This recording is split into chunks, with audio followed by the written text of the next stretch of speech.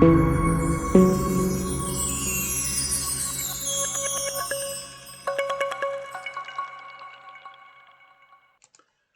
amigos, ¿cómo están? Bienvenidos. Hoy tenemos un video dedicado a explicar la unidad número 4 de nuestro curso de acompañamiento espiritual. Esta unidad está dedicada al tema de el acompañamiento espiritual en la vida religiosa y en las nuevas formas de vida evangélica. Una unidad interesantísima donde vamos a poder profundizar estos dos grandes temas de la vida en nuestra iglesia. Pero antes, como decimos siempre, si por esas casualidades de Dios estás viendo este video, te cuento que forma parte de un video explicativo de nuestros cursos Unión con Dios. Si todavía no hiciste el curso de acompañamiento espiritual, te invito, ingresá ahora a nuestra plataforma web unioncondios.org/cursos y podés inscribirte y realizar este curso de acompañamiento espiritual que duran 2 meses, con clases por Zoom, con videos explicativos como este, con acompañamiento con un profesor tutor las 24 horas y con un montón de beneficios más que queremos brindarte desde Unión con Dios para que puedas crecer en conocimiento, en formación católica, que te va a servir mucho para tu vida. Además, si estás viendo por esas casualidades de Dios este video, por favor no te vayas sin suscribirte a este canal en YouTube y activar la campanita para que YouTube te avise el próximo video que estamos por subir ya brevemente en estos días sobre otros temas también de formación católica. Bueno, empezamos entonces formalmente la explicación de esta unidad, decíamos, la 4 de nuestro curso de acompañamiento espiritual. Seguramente ustedes tienen, como tengo yo aquí, impresa la unidad número 4 que ya les hemos enviado, o la estarán leyendo a través de sus dispositivos. Vamos a comenzar, como hacemos siempre, una pequeña oración. En el nombre del Padre, del Hijo y del Espíritu Santo. Amén. En este momento del curso, ya viviendo la unidad número 4, te invito a que en este momento de silencio le pidas con tus palabras a Dios algo que quisieras alcanzar en este curso.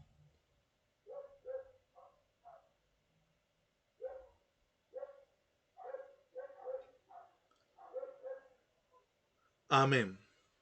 Bueno, con esta pequeña oración empezamos ya este gran tema, ¿no? Al abordar el tema del acompañamiento espiritual, pero en la vida religiosa, en la vida consagrada, en las nuevas formas de vida evangélica incluso, nos vamos a encontrar que en la vida de la iglesia, en la tradición de la iglesia, no se suele utilizar en estos ámbitos la palabra acompañante espiritual o acompañado espiritual, como estuvimos acostumbrados a hablar en estas primeras 3 unidades. En este ambiente que vamos a ver en esta unidad 4, utilizamos la palabra por lo general formador y candidatos. Porque generalmente en la vida religiosa, por ejemplo en una congregación, tenemos una candidata o una postulante a la congregación y tenemos un formador o una formadora que se va a encargar de acompañar el proceso de formación y acompañamiento propiamente de esa persona a lo largo de sus etapas en la congregación. En el caso de los seminaristas, lo mismo, hablamos de candidato al sacerdocio y hablamos de formador, aquel que se va a encargar de acompañar su proceso de discernimiento, ¿no? Habíamos visto en las unidades y en los videos anteriores que, por ejemplo, hacia la vida consagrada, en cualquiera de sus formas, podemos distinguir, en principio, 2 momentos distintos de acompañamiento. El momento antes del ingreso del candidato, de la postulante a la comunidad o al seminario, y el momento en que ya la persona está en la comunidad religiosa viviendo, en el seminario, en la casa de formación, de lo que sea, ¿no? 2 etapas muy distintas. Una etapa de acompañamiento espiritual tiene que ver con ayudarle al otro a discernir cuál es el lugar y la vocación a la cual Dios le está llamando. Dos elementos muy distintos a discernir en el candidato. Por ejemplo, uno tiene que ver con a qué tipo de vida me llama Dios. Acompañar a nuestros candidatos antes de entrar a una congregación, a un seminario o una experiencia religiosa de las nuevas que hay, acompañarlo para que discierna a qué tipo de vida le llama Dios en ese momento. Pero no solamente eso, porque uno puede acompañarlo y dar fruto y resolver que Dios te está llamando a este tipo de vida. Por ejemplo, una postulante podría decir, no, yo en esta etapa discierno que Dios me está llamando a la vida religiosa como una hermana de Jesús, como una monjita. Pero todavía queda una segunda etapa en este proceso de discernimiento que tiene que ver con a dónde, el lugar, la comunidad desde la cual vas a vivir esa vocación. Lo mismo pasa, por ejemplo, con un candidato al sacerdocio, con un seminarista. Antes de entrar al seminario, cuando está en su proceso de discernimiento vocacional, lo primero que va a discernir con su acompañante espiritual en esta etapa, justamente va a tener que ser, Dios me está llamando a este estilo de vida sacerdotal. Si el candidato concluye en su conciencia y su acompañante lo ayuda y confirma que le puede estar llamando a ese tipo de vida, todavía queda el segundo momento, es decir, en qué lugar, de qué manera, porque uno puede ser un sacerdote diocesano del clero secular o puede ser también un sacerdote desde una congregación religiosa, por ejemplo. Dos tipos de vidas distintas, pero ambas ejerciendo el ministerio sacerdotal. Fíjense, ¿no? Lo mismo una religiosa puede ser una excelente hermana de Jesús, una excelente religiosa, pero no es lo mismo si va como franciscana, como monja franciscana, que si va como monja salesiana o como monja de la congregación de la Madre Teresa de Calcuta, las misioneras de la caridad, etc. Porque la espiritualidad, la forma de vida y la forma de desarrollar esa vocación va a ser muy distinta en uno o en otro lugar. Por lo tanto, hay que acompañar a estos postulantes, candidatos, en esas dos facetas. No solo a qué tipo de vida me llama Dios, sino en qué lugar me estará llamando para desarrollar mejor, según mi forma de ser, según mis carismas, según toda mi historia, de a qué lugar me está llamando de manera especial a desarrollar esa vocación. Habíamos dicho al principio que hay dos momentos de este tipo de acompañamiento espiritual en la vida religiosa, que el primer momento era el previo al ingreso del candidato, que es lo que acabamos de ver, ¿no? El siguiente, la segunda etapa, tiene que ver con la vida del candidato, del seminarista, del postulante en la congregación, en el seminario, en la comunidad que haya elegido para comenzar su proyecto de vida vocacional, ¿no? Ahí implica otro tipo de discernimiento. Implica que el formador vaya acompañando al candidato, al seminarista, al postulante o la formadora, lo vaya acompañando en todo ese proceso que implica redescubrir realmente si ese es el lugar, si esa espiritualidad es la manera correcta de desarrollar. Muchas vocaciones a veces se pierden porque se terminan yendo de esa congregación o de esa comunidad donde estaban y en vez de haber buscado por ahí otra que era por ahí la que más pleno le hubiera resultado, no tuvieron ese acompañamiento y terminan directamente dejando toda posibilidad de cuestionamiento vocacional sobre ese tema. Es muy importante ayudar al candidato a que descubra las dos dimensiones. Por un lado, el tipo de vida, en este caso consagrada, que quiera dedicarle a Dios, pero además el lugar. Y el lugar donde uno ejerza su vocación va a ser muy importante muchas veces para que la vocación consiga sus verdaderos frutos. El lugar es condicionante, es muy importante a la hora de, bueno, de vivir realmente con alegría la vocación elegida. Bueno, en la unidad número 4 justamente comenzamos hablando del gran regalo del acompañamiento espiritual en la vida consagrada.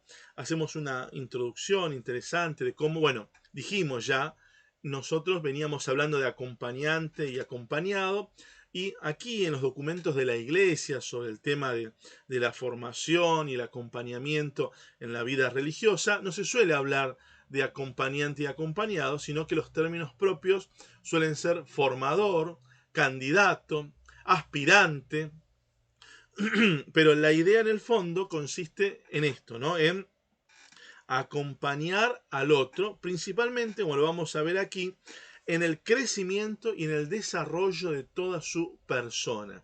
Fíjense qué interesante, cuando a veces hacemos un acompañamiento espiritual a la gente de Cáritas, como veíamos en la unidad anterior, el acompañamiento está focalizado a la tarea propia solidaria que pueda ejercer el otro en Cáritas y cómo va sintiéndose realizado en su vocación de servicio y cómo va creciendo espiritualmente en su experiencia de Dios, en su vivencia de los carismas, etc. Pero aquí, cuando tratemos el tema de una vida religiosa, un llamado a una vida consagrada, en cualquiera de las formas dentro de la iglesia, estamos partiendo que el acompañamiento en esta etapa de la persona no va a ser focalizado en un tema, sino que es integral. Nos va a interesar justamente el desarrollo integral de todos los aspectos de su persona, ¿no? Estamos hablando de los intelectuales, de los emocionales, los sexuales, los conductuales, los espirituales. Pero la persona en su integridad, en su desarrollo integral, es lo que nos va a interesar, es lo que le va a interesar al formador. El formador, por ejemplo, en un seminario, no le va a interesar solamente que el candidato tenga oraciones profundas. Mucha oración profunda, interesante, es un aspecto, pero no es todo. Va a interesar también cómo ha madurado su afectividad, cómo va con sus estudios filosóficos y teológicos para conocer más sobre el misterio de Dios, va a preocuparse también por qué tipo de vida lleva, qué ritmo de vida, qué conductas, cómo va a ir modelando su carácter, o sea, un montón de aspectos que hacen a la visión integral de esa persona que yo tengo que acompañar. Esto es muy importante, cosa que no lo veíamos en las otras unidades, ¿no? Y la iglesia se va a preocupar y se ha preocupado siempre, por lo menos en sus documentos y muchas veces en la práctica, ¿no? De hacer que el candidato también sea responsable de su crecimiento, de su maduración y que, bueno, justamente el formador esté capacitado para ayudarle al candidato o a la candidata en todo su proceso de discernimiento vocacional y de maduración de su vocación. Así como hablábamos de dos momentos, el momento previo al ingreso, que tiene que ver con el momento de discernimiento vocacional, podríamos hablar del momento cuando ya ingresó a esa comunidad, a esa experiencia de vida, podríamos llamarlo momento de maduración de su vocación, ¿no?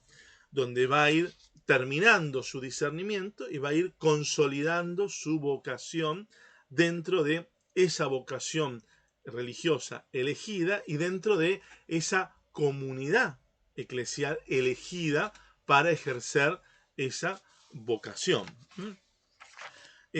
Un tema importante aquí en la unidad también, bueno,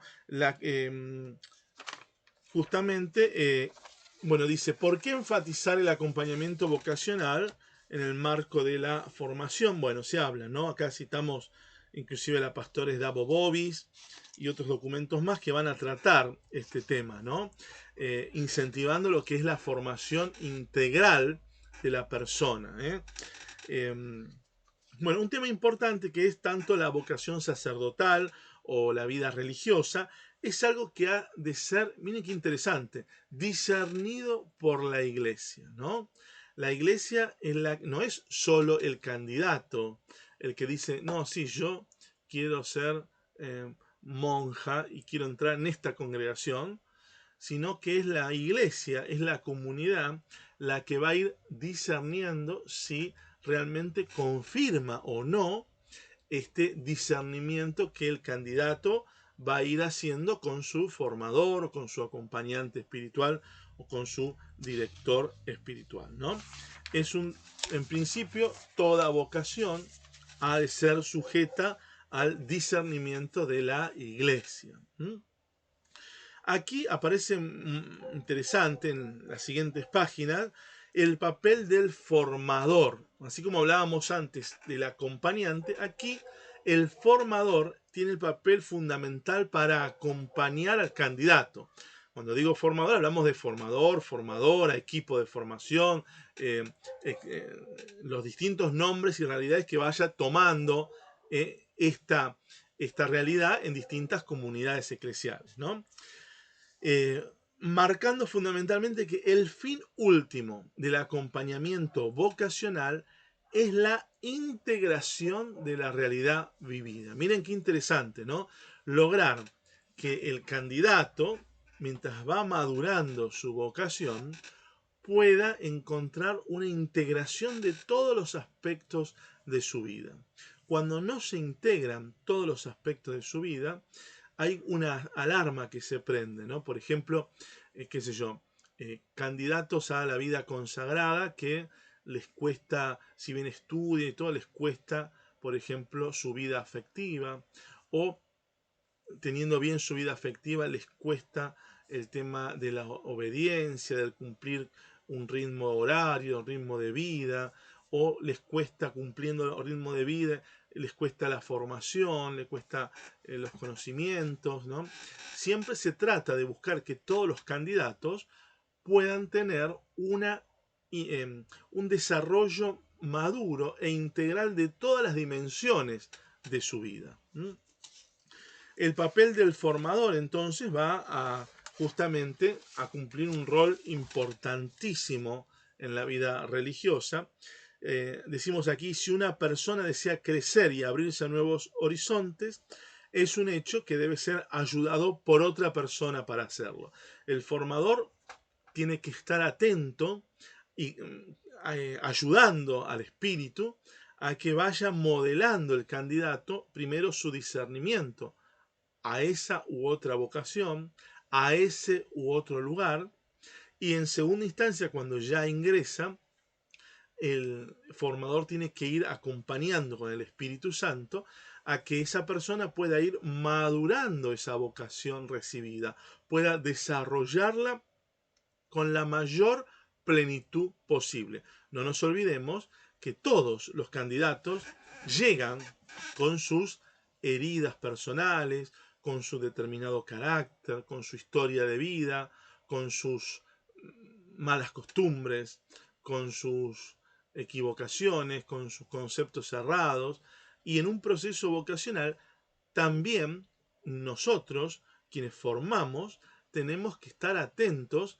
e ir ayudando a los candidatos a ir descartando todo lo que les obstaculiza su camino hacia la plenitud vocacional y ir alentando todo lo que sí motiva para que la persona pueda desarrollarse, ¿no? Es una tarea compleja en donde el otro punto de esta unidad tiene que ver la orientación psicológica, lo que hemos visto en la unidad anterior, las herramientas de las ciencias psicológicas brindan una ayuda enorme o pueden brindar una ayuda enorme a los candidatos en cualquier forma de vida religiosa, ¿no? Las ciencias psicológicas nos van a permitir tener herramientas para resolver situaciones problemáticas de nuestra infancia, ayudarnos a comprender nuestra historia, a comprender a nuestros padres, a inclusive a ver con una lupa cuáles fueron quizás las motivaciones inconscientes que nos llevaron a elegir este camino vocacional y no otro. En definitiva, ir conociéndonos, ir profundizando en nuestro conocimiento para poder encontrarnos más con el verdadero Dios que vive dentro nuestro, ¿no? Y bueno, aquí van a tener bastante para estudiar sobre eso. El siguiente punto tiene que ver con los momentos de un acompañamiento espiritual en clave vocacional para la vida consagrada, ¿no? Aquí vamos a hablar de un tema muy importante que es, yo diría, la actividad más importante de un formador, de un director espiritual, que es lo que se llama la escucha activa, ¿no? Algo vimos ya en las otras unidades sobre escucha activa, en realidad lo vimos con otras palabras, vimos el tema de escuchar a nuestro acompañado, meternos en sus zapatos, meternos en su corazón, meternos en su forma de pensar, meternos en su mundo para poder ayudarlo desde su mundo a que descubra su verdadero camino, ¿no?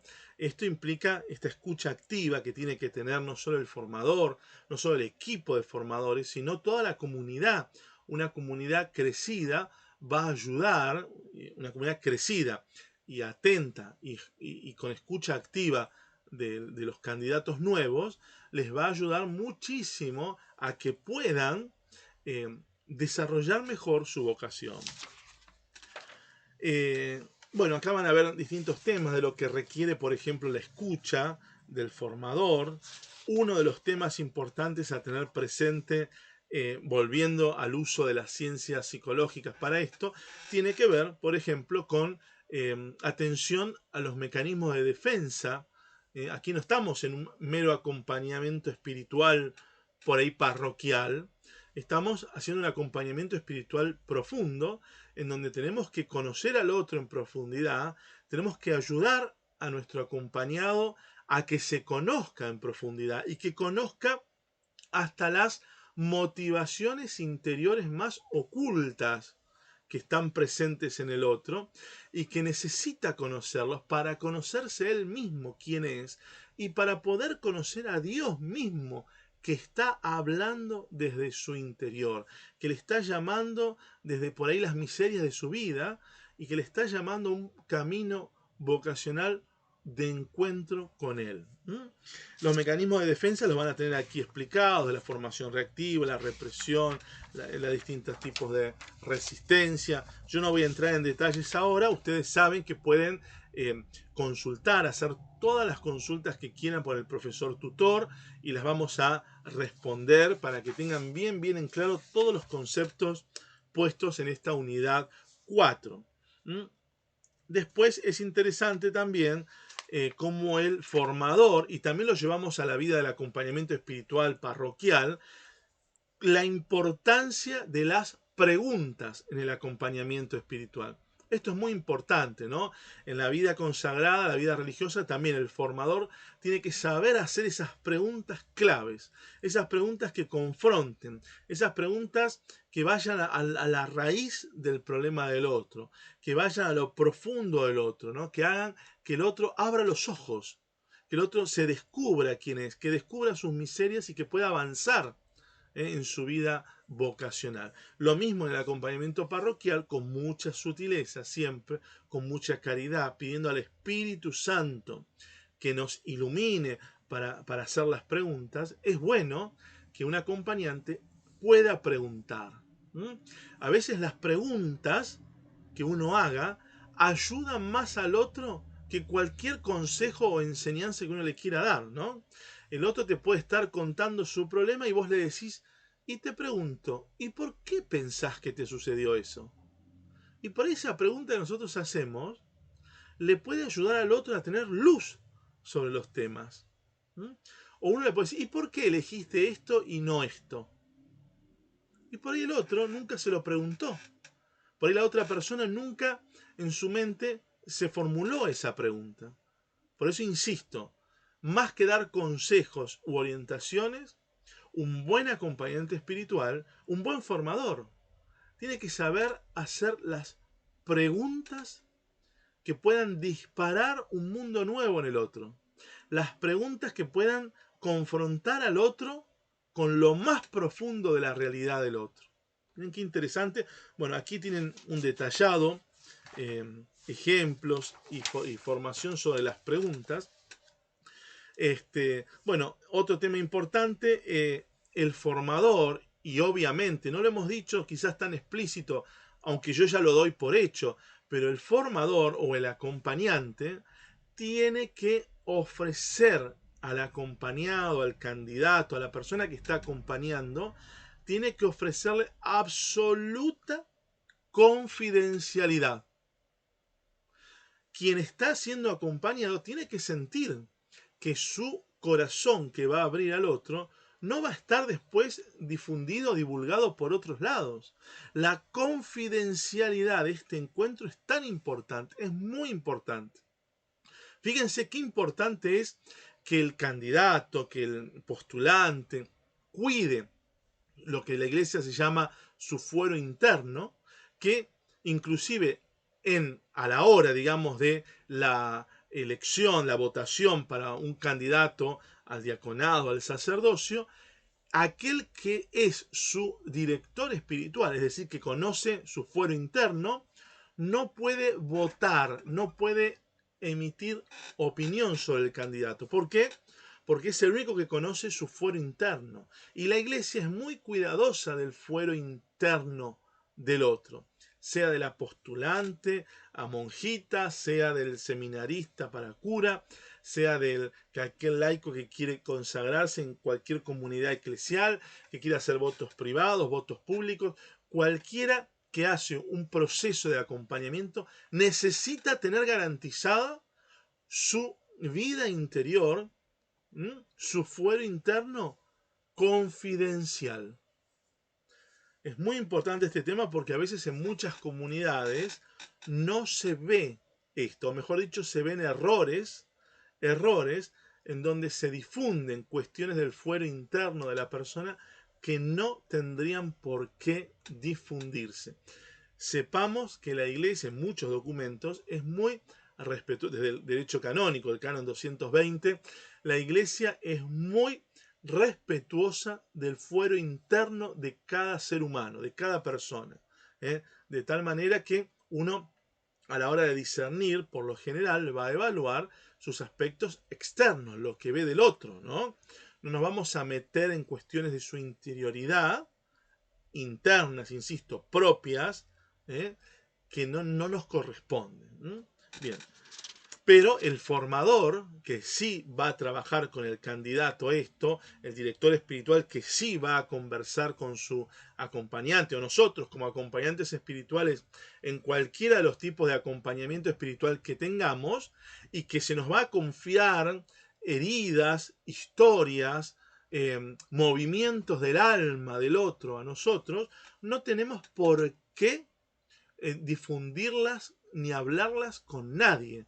Es, diría yo, para todo acompañante espiritual, casi un sigilo sacramental. ¿Me explico? Una confidencia, digamos, un silencio, como hace un silencio terapéutico, ¿no? Ese sigilo que tiene un psicólogo cuando su paciente le cuenta sus cosas, ¿no? Bien, en otras unidades vamos a ver que obviamente lo que hablamos nosotros fuera de que que alguien sea un sacerdote y acompañe en la confesión a alguien, la mayoría de los acompañamientos espirituales no son dentro del sacramento de la confesión. Por lo tanto, no gozan, no tienen el sigilo sacramental. Pero en algunos casos donde en este acompañamiento se presenten situaciones donde tengamos que hacer una denuncia por un ilícito, por un delito que estamos escuchando, o que tengamos que avisar a alguien, a una madre, a un padre, de algo que es un delito, no vamos a dudar justamente de avisarle, inclusive si tenemos que avisar al párroco sobre un delito, sobre algo realmente malo, no tengamos pudor de comentarlo, si es algo que afecta a esa misma persona o a terceros, ¿no? Siempre pongo un ejemplo, ¿no? Si nos acompañamos, o hacemos, mejor dicho, acompañamiento espiritual a un joven o a una joven menor de edad, supónganse, y haciéndole el acompañamiento espiritual, la persona nos cuenta que es abusada por el padre, por la madre, por el tío, nosotros no podemos obviar eso, decir, me lo dijo, pero no me lo dijo, hago de cuenta que no lo escuché, es un sigilo sacramental. No, no. En el acompañamiento espiritual tenemos que actuar, porque nos está contando que está sufriendo un delito. En todo caso, tendrán que hablar en ese momento del acompañamiento espiritual y decirle, mira, yo eso que vos me acabas de decir no lo puedo obviar, no lo puedo ocultar. Necesitamos actuar, necesitamos proceder a hacer la denuncia correspondiente, necesitamos actuar en consecuencia con ese delito que vos estás sufriendo. No puedo ser tolerante o callarme o hacer de cuenta que no escuché lo que me estás diciendo.